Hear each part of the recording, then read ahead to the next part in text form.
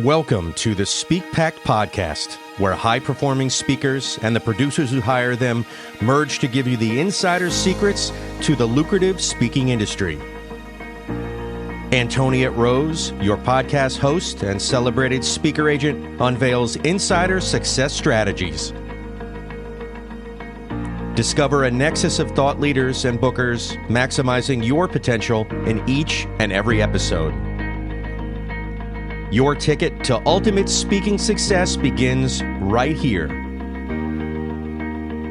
Catch the transformative insights waiting for you on the Speak Pact podcast, hosted by the industry powerhouse herself, Antoniette Roze. Welcome back to Speak Pact. We are thrilled to have you join us today, and it's definitely going to be well worth your time. I know that you're going to walk away with some real tangible things that you can do to boost your own speaking career and get your voice out there in bigger, broader ways.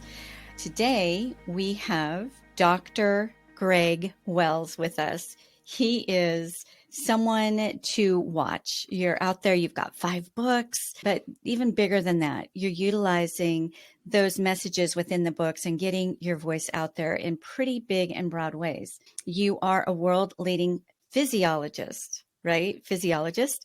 And that doesn't just happen. That happens, you have decided to not be the best kept secret and really get your voice out there. There's a lot I want to cover, some of the things that you've done and how those opportunities opened up for you. But what I'd really love to hear is, how did you go from physiologist to, hey, I might have some value that people want to hear? First of all, thank you so much for having me on your show. I'm thrilled to be here, deeply grateful for the opportunity. And I love helping everyone try to make the world a better place. This is just great. And it's actually kind of interesting, as you and I were discussing before we started, I have loved public speaking forever, even in high school. I was like, give me the microphone. I want to do the announcement. So this is something I've always really enjoyed. But the real shift to speaking professionally happened after the 2010 Olympics. I was a commentator. I was a sports science analyst for the Olympic broadcast. And I did a series called Super Bodies that went viral around the world. And then of course that leads to the opportunity to get on some stages and go and speak to companies about health, wellness, and peak performance, which is what I talk about. So that really launched it after the Olympics. But having said that, I've always loved communication. I've done segments on Discovery Channel. I've done segments on whatever magazine interview that I could possibly do. I've always enjoyed that. And I actually believe that it's important for us as scientists to tell people about research, to explain it to people in a way that they can understand. And so it's, started in high school and it's carried all the way through. And now I'm just doing it more and more often. So you decided somewhere along the lines that you actually do like being in front of people. Number one, there are those personalities. And then number two, there's personalities like me that love to put you in front of people, right? So you recognize that about yourself. You also recognized that there is something people want to hear. And I'd like to not gloss over that, because you said Super Bodies, which is, I believe, one of the titles of your books, even one of your 5 books, went viral. Well, it can't just go viral unless you have a pretty good idea of what people, not only what they need, because a lot of times we don't even know what we need, right? But what they realize that they need. That's how something goes viral. So how did you tune in to your specific audience and find that piece that was going to resonate and turn into something as amazing as a spot on Discovery Channel? Right? It's really interesting that what happened in and around all of that is that I'm a physiologist. I study how the human body works. Congratulations on getting that right. I'm normally called a sociologist and a psychologist and everything else, but you got it. And you're one of the 3 people over the last 12 years that has gotten it right. So that's awesome. Thank you. But I love studying the human body. And in that segment on the Olympic broadcast, what I did was I showed people how the body works during competition. So during moguls skiing, for example, when they're zipping over those bumps, I talked about how the knee functions, and I talked about how the spine works and core strength. And that really fascinated people. And it did go viral. It went viral around the world. In fact, over 1 billion people saw those videos on various different countries around the world. And what I discovered was was my unique ability was that I can take really complicated anatomy, physiology, psychology, and explain it to people in a way that they understand in about 2 minutes. And I was given 90 seconds to 2 minutes to get my point across during the broadcast. Like, we're cutting you off at 2 minutes. You've literally got like no time at all to make a point. And I was like, wow, I can actually do this. This is good. I then took that out and wrote a book called Super Bodies, and it was all about health and wellness in the body. And I went through every body system. And the challenge there was that one was too complicated. When I was writing the book, I wasn't writing it really for the audience of everyone who could benefit from the science of the human body. I kind of wrote it to make sure that my peers would think okay of that book. So it was just too complicated. I wrote it for a scientific audience, not everybody. The book after that, called The Ripple Effect, was where I really figured it out. And that's the one where it was so simple. It was like, the concept was simple, that if you are able to improve your sleep, that makes it possible for you to eat better. If you eat better, you have more energy, you can exercise more. If you exercise more, that improves your mental health. So it was literally the ripple effect: sleep, eat, move, think better. And as soon as I had that simplicity, that simple framework that everyone could understand, my speaking career exploded. My authorship exploded. My ability to get out and do consulting work exploded. So it was really giving myself permission to be a scientist when I'm at the hospital and doing research and publishing my research papers. There I can be as complicated as I need to. But when we're communicating to people that are not in our field of expertise, the true magic is, can you simplify it so that you honor the science? You don't want to say anything that's wrong, but at the same time, make it understandable and actionable for people. And that was really what I think enabled that series to go well, and ultimately for me to be a speaker and an author and the things I'm doing now. I'd like to camp out here for a moment, because you make it seem seamless, right? I just realized that I need to speak not in the peer language, right? If I was sitting at lunch with a peer, we're talking science, to speaking to somebody who doesn't know this world. They just know their back hurts every time they go for a walk. What do I do? Right? That's not easy, because you are in that science every single day. You are among your peers and you are looking at test results, all those kinds of things. How do you bring yourself back to really understanding that person who doesn't know all of that? How do you get yourself to the place where you can speak their language and move them from point A to point B? I mean, that what I just described to you in 3 minutes, that was 3 years of iteration, of testing, of experimenting, and a lot of ups and downs, and some really bad presentations, and a book that was fine but didn't really crush it, and then the next book that did. But so yeah, it's not an easy process. I definitely glossed over it. I made it seem seamless. There was some ups and downs. There were some tears.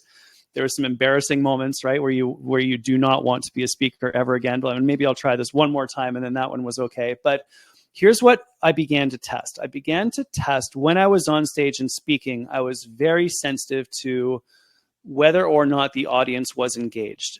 And one of the ways in which I could tell if the audience was engaged was, am I getting any questions? And if I was getting good questions, and if there was a line of people after the segment or after the presentation of people coming in and asking questions, I knew that I was getting them, right? And when you see the eyes and everyone's focused on the stage, then you know you've got them. If they're on their phones, if they're not looking at you, if they're looking down, if they're shuffling in their seats, you do not have them. That content needs to go. And I took radical responsibility. I really felt like it was my personal responsibility to capture and hold their attention. I actually also started testing this because I was still teaching at the university at the time. I even challenged myself to do that during lectures at the university. And I'm talking about the heart. It's like, can I actually maintain their attention of students in first, second, third, fourth year university who have their phones and their computers out on the table? And so it was all about testing and finding the things that got people engaged and that triggered questions. And when I found something that got everyone's eyes focused in on me, when I saw the engagement, when I saw the body language, that was a segment that I would keep. And if there was anything in the presentation that I noticed was not resonating with, I relentlessly cut it. Even though I thought it was important, I realized it wasn't important to the group, and I would get rid of it. And I think that I probably got rid of initially, half of every presentation would just get thrown out. And then the next time I would keep the half that would work. And it just continuously iterated like that for years. Now I'm down to about 5%. Every time that I speak, I get rid of 5% and it's continuously iterating from there. But that's how that worked. Okay, fabulous. You just gave us some real tangible to-dos here. And I hope that those emerging voices who want to take what they're really good at and translate it to those who are hungry for it, but maybe not hungry for it in the way that they think they are. Number one, you were courageous enough and clued in enough to shift from what you know they need to know to what they are willing to open their minds to, and that especially in that first encounter with you, that maybe 30 minutes to an hour that they have for you. Not going to take them to point A and get them to point C or D, right? You're just going to get them that very next step. You clued in enough for that, and notice the data. That's huge. And that's something a lot of speakers don't realize. It's not the audience's place to meet you. It's your place to meet them. And I love that you figured that out early on, and you were willing, courageous, and tenacious enough to cut most of your talk down relentlessly so that you could meet them where they were at. That is fabulous. And to me, that's one of the number one markers of a speaker who is going to flounder and a speaker who's going to be asked back over and over. Yeah, two other things I did that really helped with that were I often would record the audio of my presentation. I would stick my phone in my pocket on voice memos and record my talk. And I would listen back to my own presentations, which is excruciatingly awful. You hear all of your verbal tics. You hear where you're rushing through sentences and you're speaking really, really fast. And no one can you're like, whoa, Greg, slow down, take a breath. And that really, really, really helped. It was painful. I didn't like it. The next thing I did was I took those audio files and I transcribed them using rev.com. I'm not hashtag, not sponsored, but I would read the language, the words that I had spoken. And what I discovered is that I had incomplete sentences. I had unformed thoughts.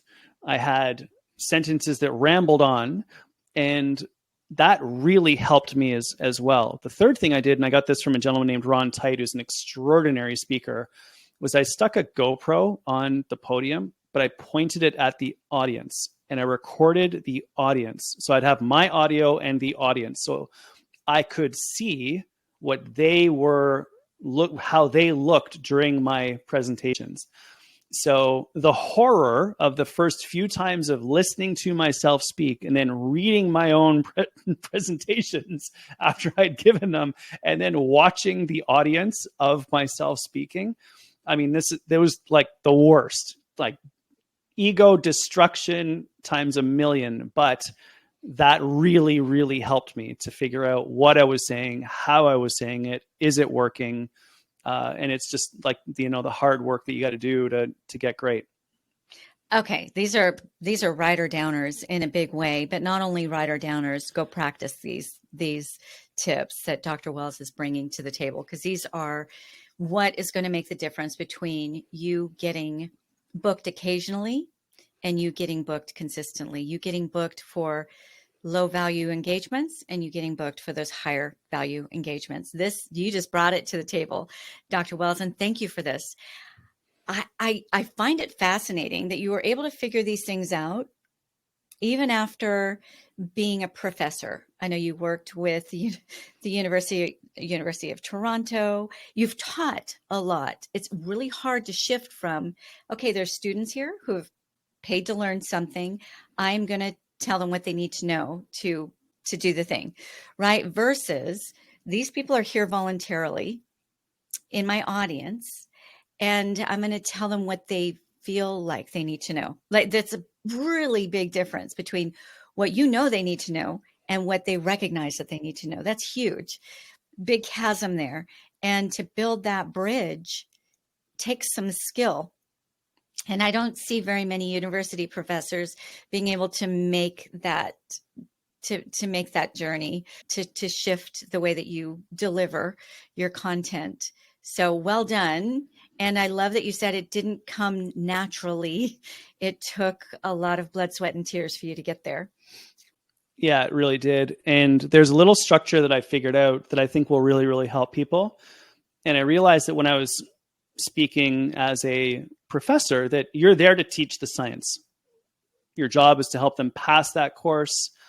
The more that they learn, the better that they do. You're training the future generation of doctors, physiologists, physiotherapists, psychologists, dentists, they're going out to get even more training to become a professional. They need to know the information. And that's my job, is to convey that information, explain it so they can understand it. The difference when you're speaking to non-academic audiences is that you have to remember, everyone's asking the question, what's in this for me? And you have to relate it to them. So if I'm talking about the heart for a medical group, I'm talking about the Frank Starling law of the heart, which talks about pressure and volume and dynamics. And that's fine for them to know. No one else cares. What do other people care about? They care about the fact that your resting heart rate is related to how long you live. So if you take your heart rate first thing in the morning, when you wake up, that is a very good indicator of your overall stress, your overall health and well-being. And it is correlated or related to how long you live. Then people are like, okay, well, that's important. I'll measure that. How do I lower it? And say, oh, well, you lower it by going for a walk every day. By the way, that also reduces your risk of cancer, and it improves your cognition, your learning, your ability to be creative. So it's related to what they care about. In the business context, it's solving business problems. So when we make that leap to structuring things in a way that it's completely geared towards helping the audience to do what the audience cares about, you win. They will listen to you forever. And the structure that I found works is story, science, strategy. So tell a story, get everyone aware of what's going on, understand the context, needs to be quick. Then the science, I explain what happens from a scientific perspective, usually by taking them inside the body. I do a lot of MRI research. I love showing MRIs of the inside of the body, because when you show people that, they're fascinated. And then you finish with strategy, 1 to 3 tactics that you can use to improve the thing that I just spoke about, moving on. And then I will typically run through that 3 to 4 times per talk. So there would be 3 or 4 sections, story, science, strategy, 3 times around, intro, extro, you're done. But when you follow that story, science, strategy, or in anyone who's watching this now, science could be your professional expertise, right? So story, put the context up, your expertise, help people to understand that from a technical perspective quickly, and then strategy, how do you implement these ideas in your life? So that's the structure that I discovered worked really, really well. Okay, you just gave us your secret sauce. I love this. This is so much fun. So I'm going to paraphrase to make sure I got it right. You start your talk with a story, basically connecting, right? Connecting to the people in the audience. You're in the right place. You're at the right time. You're listening to the right person, right? You're just connecting with them. Hey, I see what he's saying. I experienced that. That relates to me, or I went through that with my mom. Whatever subject matter you are. So connect, and you connect through storytelling. Number 1, proof of platform, right? Bring the data. Why do they care about this? You need to understand your audience enough to know that they care about that resting heart rate because they care about living long, right? So you can speak to that. Each person in their own space, there is data that backs up your process that relates to the human being who's sitting in the chair, right? And then they get, that's what's in it for me. This is why I want to stay in Clue In, because Dr. Wells is going to help me know how I can care for my resting heart rate so that I can live longer for the people that I love. So understanding your audience, bringing them the data, should basically showing them, without tooting your own horn, showing them what your platform, why you are the person to listen to get to that next step. And the next step is showing them the strategy, giving them the micro wins right there in that 1 hour talk, however long it might be, so they can walk away, put into action some of the tips that you gave them, start seeing a difference, and then seek you out. Because if you got me that much difference in a 1 hour, 45-minute, 1 hour talk, how much more are you going to get me when I read your books, or I come to your other talks, or I seek you out for your services? How much more? I've already experienced that you understand who I am, you understand what I need, and you've given me some actionable steps. So that strategy piece, how to, brilliant. Story, science, strategy. Love that. Super clear framework, and that you repeat it more than once. That is huge, right? We need to hear it more than once, especially if it's a brand new concept. So the fact that you understood the psychology behind that is brilliant. That makes a huge difference. Sometimes I will re-listen to, I'm a research nerd as well, and I'll listen to something through once, and then when I listen to it the second time, I am catching so many things I didn't catch the first time, because the first time the concept is being introduced, I'm catching, my brain is connecting with that. The second time, I'm able to put those pieces together a little bit better. The third time, it's like, maybe I can do that. This is the first time. I think I can do that. The second time, hey, I'd be crazy not to do that. The doctor just gave me all the points, right, that I need to do. I'm going to do that. So it's just taking them on that journey. Brilliant that you figured that out. And again, I'm sure it's through those iterations of your talks, your books, all of those kinds of things. Yeah, and talking a lot on social, teaching on social media. And I'm not a huge fan of social. I don't like what it's doing to the world. But I just relentlessly push out positivity, and I refuse to engage with any negativity whatsoever. So that's how I rationalize it. But what you will also discover is that the more that you teach your best ideas at scale for free, the more work will come at you. And it's so bizarre because you're giving away everything for free online at scale.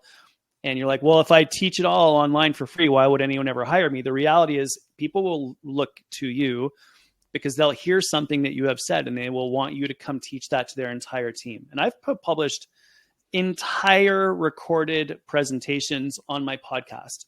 And it's crazy because I push out the entire presentation that is recorded on my podcast, and inevitably I get 3 to 5 inbound requests from that, because people are like, I want you to come into. I was like, you could just send everyone the link. They could just listen to it. It's all the same stuff. So the other bizarre thing is wrapping your head around giving away all your best ideas for free at scale. And that is one of the things that generates so much work for me. I am so glad you brought this up, Dr. Wells, because it's, again, the difference between a speaker who's really going to make it and a speaker who isn't. A couple of quick illustrations. One is I was interviewing a speaker who, and this wasn't a Speak Packed interview. This was somebody who was looking to utilize my agency level services. I basically turned her down after hearing this one sentence because it spoke volumes to me where she was at mentally. Fabulous speaker, sought after speaker, and a well-paid speaker. But this one sentence kept me from wanting to go further with her. And it speaks exactly to what you just shared.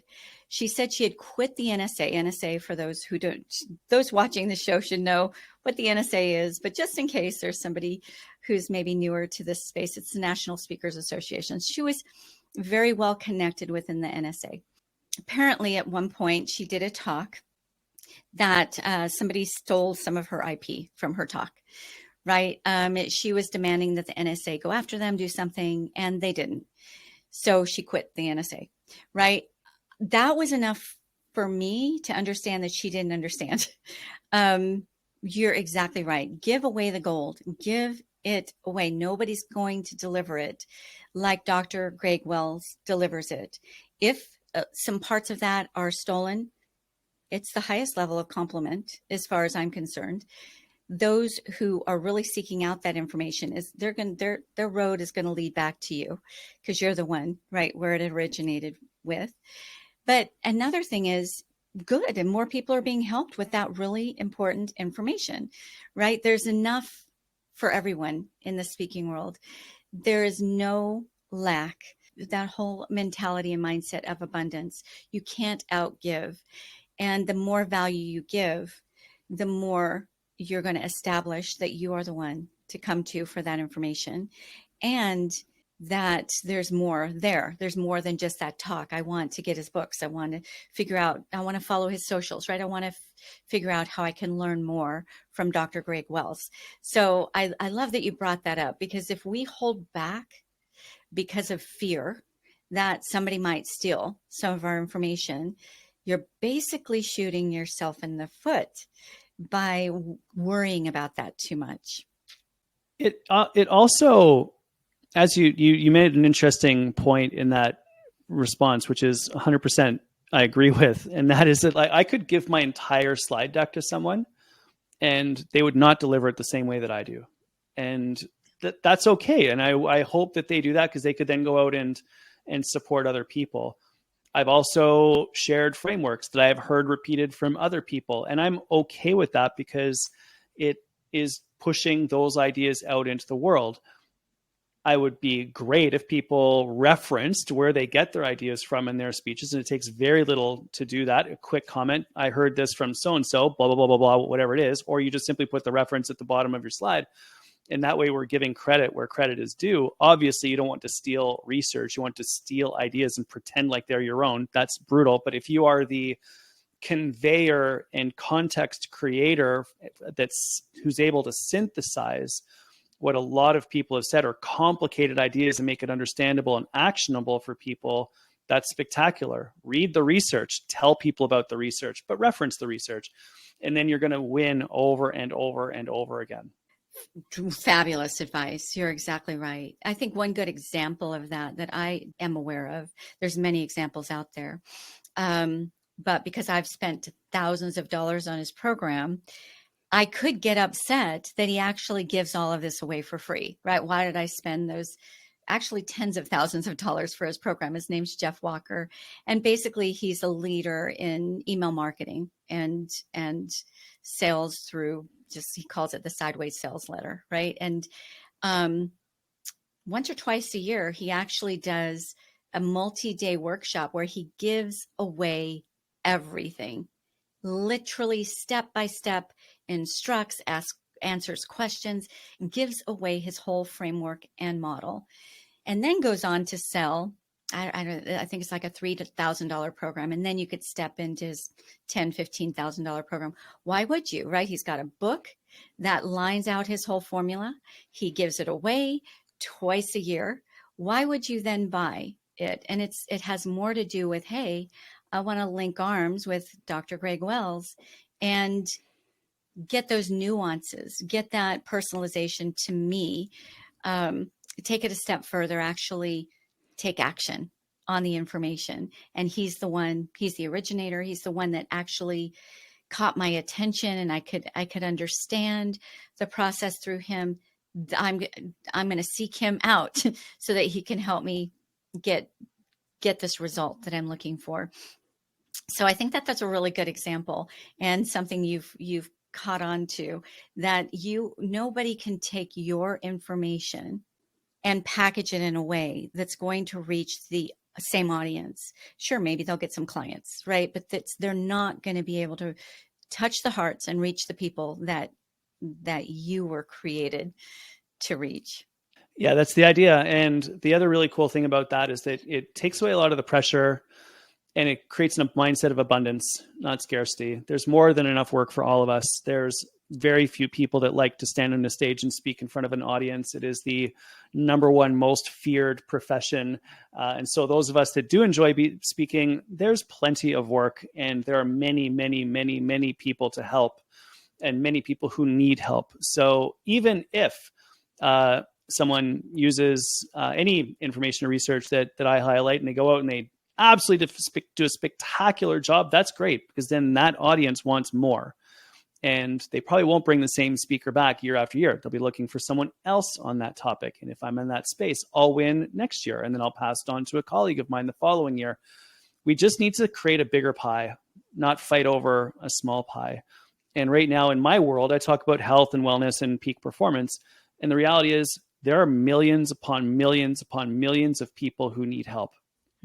There are many different ways for us to help those people. We can help those people for free on social, on podcasts. We can write books where people can access our information for $20. We can do public speaking events where we work with a company or a conference, and that is accessible for free for the attendees. And it costs the organizers $5, $10, $50, $100,000 to have us in to speak. Maybe there's programs that companies can take part in. Maybe you can create an online course for a couple $100 for people. There's many different layers that you can create in your business that enable people to access your information at whatever price point they're capable of accessing it for. And the reality is, if you just go in with the pure mindset of helping others, we're trying to help people, we're trying to elevate people, we're trying to raise the world, we're trying to lift people so that they can achieve their true potential. I do that through health, wellness, and peak performance. There's many different topics that you can explore and have expertise on that can help other people. And the reality is, there are millions upon millions upon millions of people that need that help. And if we provide it at scale, if we provide that with a mindset of abundance, it'll probably come back to you. It's the karmic business model, which I learned from Ian Lopatin from Spiritual Gangster, a friend of mine who runs that company. And when I was listening to him do his Q&A on stage, he described the karmic business model. The more his company gives away, the better his company does, which is kind of weird because he's giving away his profits to buy meals for kids all over America. And the more that he does that, the more people buy Spiritual Gangster t-shirts and the more meals that he can give away. So I think that's an interesting mindset for all of us to adopt. We are just trying to help people at scale. We are giving to others. We are sharing information that is helpful to people. We are seeking to elevate other people's lives in an era when that's not common thinking. That is not the norm right now. People are scared. People are nervous. People are anxious. People are fearful. And in many cases with good reason. But when we elevate everybody, we're making the world a better place. That's what we do. And we all do that in our own area of expertise. The way we do that is by communication, the written word, audio, or video. And when we do that consistently over time, karma will determine that you will get something back from that. If you help 1 million people, you're probably going to be able to feed your family. So that's the mindset. Okay. So many fabulous keys in there. And I want to tackle a few of them. And then there's a lot of people at this point of our interview who want to know how they can find you. So we'll talk about that in a moment. But I think what you're saying is it all boils back to the beginning of why did you become a doctor, right? You don't lose sight of that ultimate goal. You became a doctor not because you wanted to be a prosperous speaker. That's a result. You became a doctor because you honestly wanted to see lives transformed and helped. Otherwise, you wouldn't have been a scientist actually a senior scientist for the hospital for sick children. I mean, oh my goodness, right? You want sick children well. That's why you got into it. So when your focus remains on that ultimate goal, that ultimate desire, and not on how great Dr. Greg Wells is and how, what your following is and how many speaking engaged, people feel that. They feel where your focus is. As your focus continues to remain on that ultimate goal of helping people, then your right fit people are going to come into your fold. You don't need to beg them. You don't need to do an infomercial every time you get up on that stage. It's going to happen. When you hold back, that's felt energetically. And I love that you shouted out, right? You shouted out the Spiritual Gangster.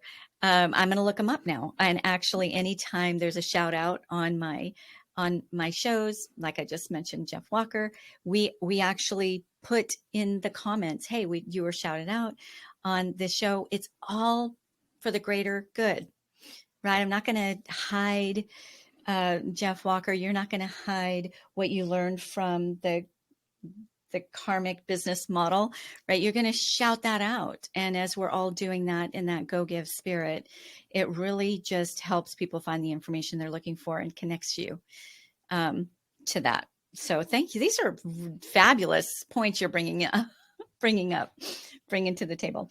How do people find your books? How do they find you if they want just more of what it is that you're bringing to the table? Yeah, if anyone wants to reach out, I'm super thrilled to support everybody. My website's drgregwells.com, drgregwells.com. All my books are there. There's 5 of them. Information on my speaking is there. The podcast is there. The blog is there. So there's 250 podcast episodes, 250 blog posts, tons and tons and tons of free info, all my socials. Contact page. So if you message me and just say, hey, I heard you on Antoniette's podcast and I have a question about blah, blah, blah, whatever it is, I will totally get back to you. It might take me a little while, but I promise you I will get back to you. Yes, that's the beauty and pain of being sought after, right? You have a lot more people reaching out to you, but the fact that you said that you will get back to them, again, speaks to your desire to really meet the people and see the transformation. So that's Dr. Greg, no tricks, Greg, 1G, Greg, Wells, WELLS.com. For those who are just tuning in by ear and not seeing the show notes, drgregwells.com. Fabulous. And 5 different books. And I think you said your speakers page is there as well, right? Because there are a good number of agents that tune in to find a speaker for what they want. So you have Wells Performance. You have a company called Wells Performance. Tell me a little bit. You do global consulting, right? Across the world, people are bringing you in. What kinds of organizations are bringing you in? And what is your one thing that you try to leave audiences with? I know that probably varies from audience to audience, but when you go in, you get an engagement, you go in your mind, how have you succeeded when you walk out? Yeah, it's interesting. I built Wells Performance just as a consulting company to take my speaking, my books, and our corporate programs to help schools and businesses. The whole idea is for us to answer the question of what would it look like if you went to work and you actually got healthier? Like, what would that workplace look like? What would that school look like? And so my audiences are typically schools or businesses that are altruistic. They're trying to make a positive difference in the world. Their people are interested in health, well-being, and peak performance. And so we work with companies like that and basically all across Europe and Canada and the States and Australia. And so we're very, very fortunate. Actually, last week I did all of Asia with an organization. It was virtual, but it was very cool to speak to people all over Asia. That was neat. And so we have a lot of fun and we love what we do. We do speaking, workshops, or programs, so you can engage in whatever level that you want, small groups, large groups, and entire companies. And then the one thing that we try to leave people with is clear actions that they can take right now that will make a positive difference in their health and well-being. So let's say we talk about sleep. We would teach them about defending your last hour, making sure that last hour is protected before you fall asleep so that you can deactivate, you can fall asleep. Or if you are going to work and you want to improve your mental health, lower your risk of anxiety, decrease feelings of depression. We talk about eliminating all distractions, turning off the audio notifications on your devices, protecting 30 minutes a day for your number one most important priority in a tight bubble of total focus. That term, tight bubble of total focus, from Robin Sharma, the monk who sold his Ferrari author. Again, credit where credit's due. And so those are the types of things we do. We just want to make sure that people leave with something that they can implement in their lives that's going to make a positive difference. And the reason why is because once you make one positive change, the next one is easier.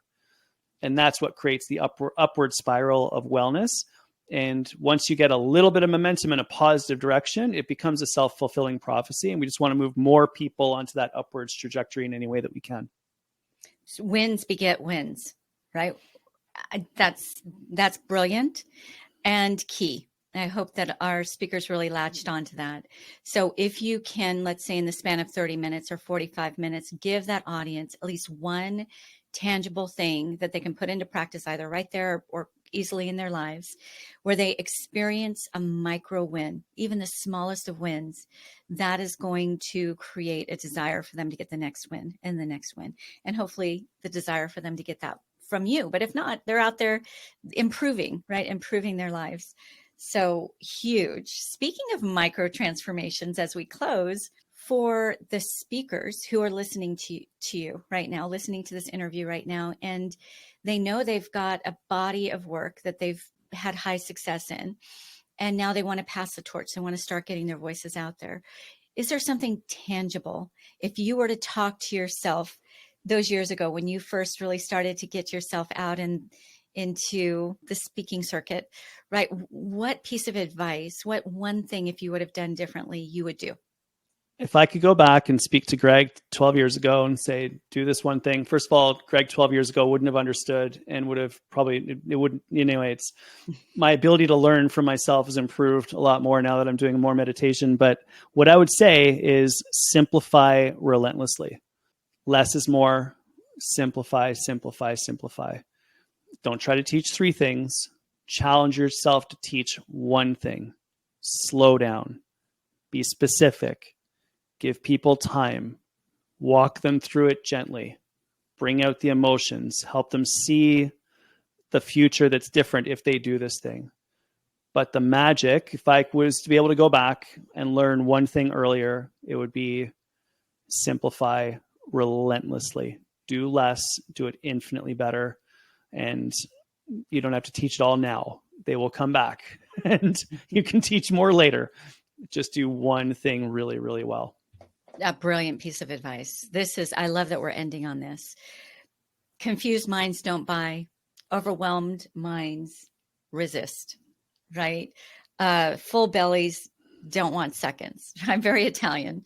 And my grandfather would like fill my plate. Like my head would be here to the table. He'd fill the plate up here, eat it all. And I'd speak, Grandpa, it's amazing. I love it, but no more. I can't take it. So no matter how much goodness you have for them, if you give them too much, you're going to leave them with their hands up, kind of resisting. Instead of giving that little bowl of nourishment, that 1 micro transformation that you were talking about, let them digest that. And then they're going to want that second bowl and they're going to seek you out to get that. So perfect advice as you and I are on a pact to impact, and we extend this out to the Speak Pact audience. Let's make the biggest transformations we can through those little micro transformations, right? Step them along. Fabulous. It has been so fun interviewing you. You've just brought so much to the table. Dr. Wells, thank you for being with us today. My sincere pleasure. I've loved this conversation. It's very different than any other podcast I've ever done. So I'm so fired up about being able to help other speakers and really, really excited and grateful. So thank you. You brought a lot to the table. Thank you. And for our Speak Pact audience, ciao, ciao for now. Thank you for listening to the Speak Pact podcast. To become a recommended speaker of Antoniette's WPC speaker agency, or you are a host or planner looking for a dynamic expert in optimized performance, Antoniette would like to personally meet with you.